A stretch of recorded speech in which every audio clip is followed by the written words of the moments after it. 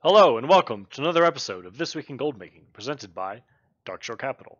It is the week of the 24th of September 2018. Let's take a look at the market update for the week. Not a whole lot going on US realms. Interesting change in price on the Starlight Rose. That's a fairly big move for something that is no longer really relevant, but all the other current content, materials, and items are in the single-digit percentage movers. However, looking over on the European realms, looks like the price of things are tanking a little bit. Not quite sure what to think of that. We do have a news item that we'll discuss in a moment about angerweed and its potential impact. But yeah, Midnight Salmon going down 20%. I don't know. That's something we should definitely probably keep an eye on. ATVI stock price has been up actually pretty good for this month. Blizzard must be doing well despite all the negative feedback that seems to be coming around.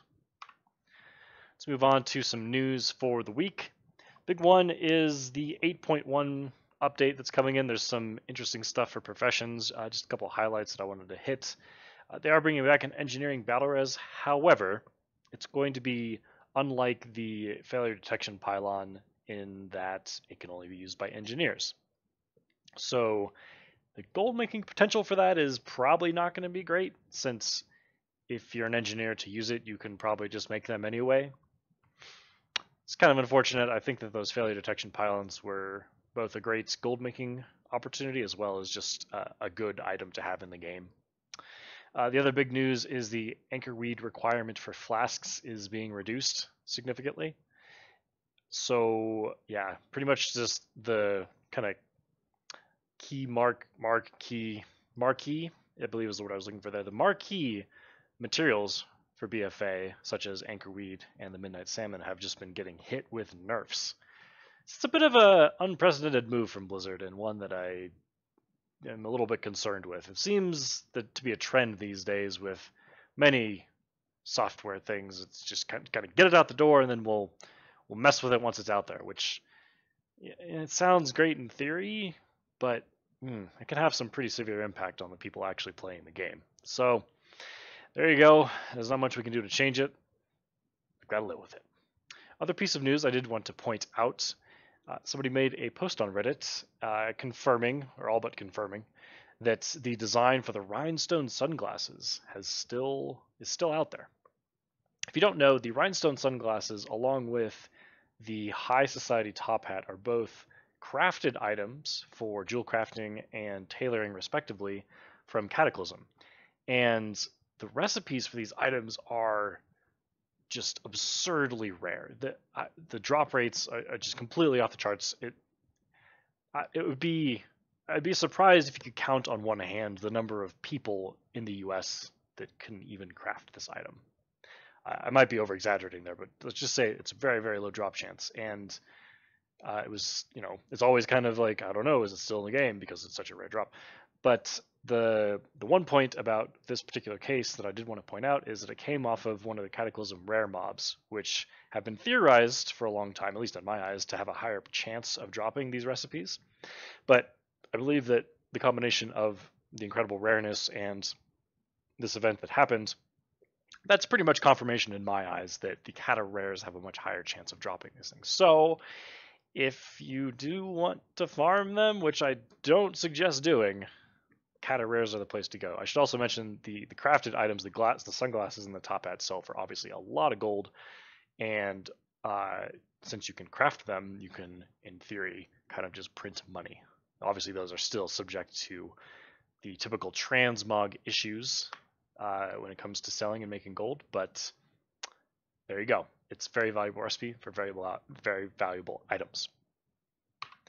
We're going to skip right to the Q&A this week, do a bit of an extended Q&A, trying to get some discussion on these topics. Number one, why do people buy BFA greens? Well, there's two reasons I can think of. Number one, you can scrap them for expulsum, or at least a chance at expulsum. Number two, dust. Enchanting is still a thing, and people do still need enchants, despite enchanting not being great for gold making at the moment. People still do need dust to enchant their gear.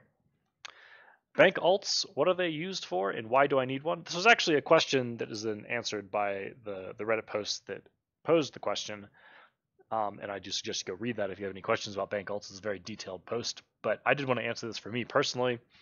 Probably the biggest reason to have a bank alt is just kind of like peace of mind, separation of concerns. When there's a physical separation of duties, so you have your main character or your high level characters that are doing, content or crafting or whatever it is they're doing, and then you can kind of just funnel anything that needs to be auctioned over to the bank alt and kind of have that be that character's duty. That way you're not mixing one or the other. You're not trying to like manage your questing and raiding inventory with your sales inventory. It can be kind of a nightmare. I know this from experience. Bank alt can have a very one dedicated purpose, especially if you have lots of items to be posting up on the auction house where you're running back and forth from the mailbox a bunch. It can help optimize your bag slots because your bags aren't filled with gear or consumables or whatever it is you need for raiding. There are also many other good uses for bank alts, but that's kind of the big one, and one of the big reasons why I use bank alts. Next question: how to play remote? I assume this means how to access World of Warcraft remotely. This coming in wake, of course, of the mobile auction house disappearing a while back. It is possible to use remote desktop applications on your mobile device, phone, iPad, whatever, what have you, to access your desktop or laptop back home that's running World of Warcraft and then play the game through there.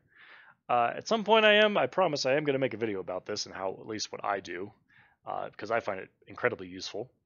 There are a few tips and tricks that are useful for making the game a little more manageable.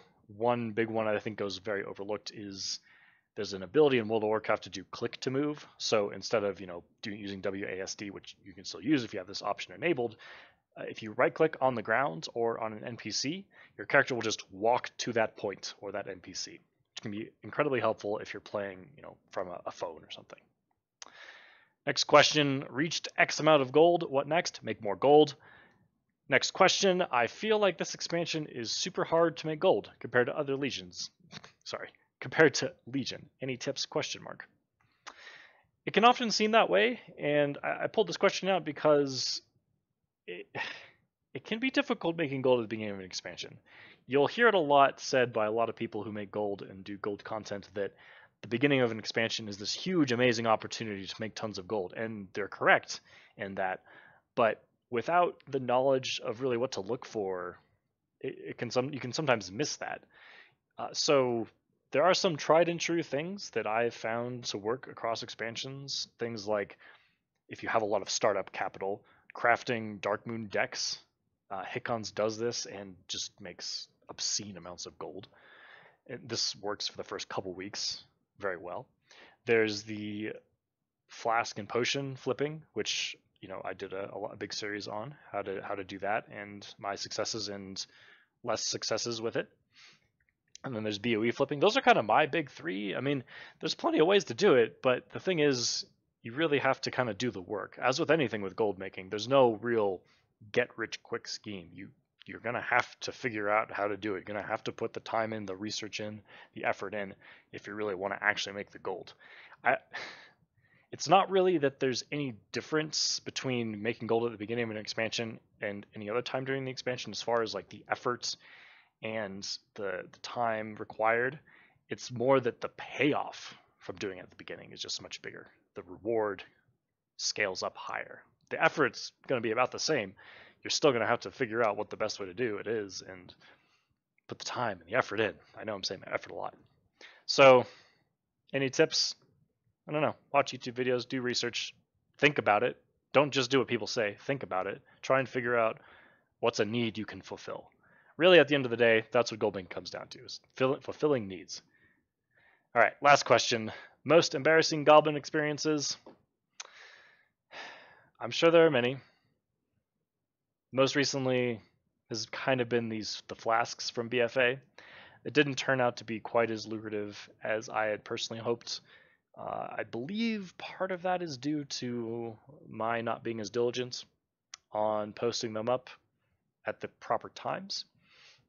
But I do also think that the dynamics of posting flasks for BFA it was definitely different than it was during Legion. So I definitely missed the ball on that. Thankfully, I was saved with the potions. That was huge. The potions were huge. So overall, it was fine, but it was definitely a little bit embarrassing not hitting the flasks right on the head. That's going to wrap it up for this week. I want to thank you all for watching. If you have any questions, comments, concerns, future topic ideas, or would just like to talk about gold making, feel free to leave a comment on the YouTube video, or find me on Twitter at darkshorecap. Or if you'd like, you can always send me an email, darkshorecapital@gmail.com. Until next week, happy gold making, everyone.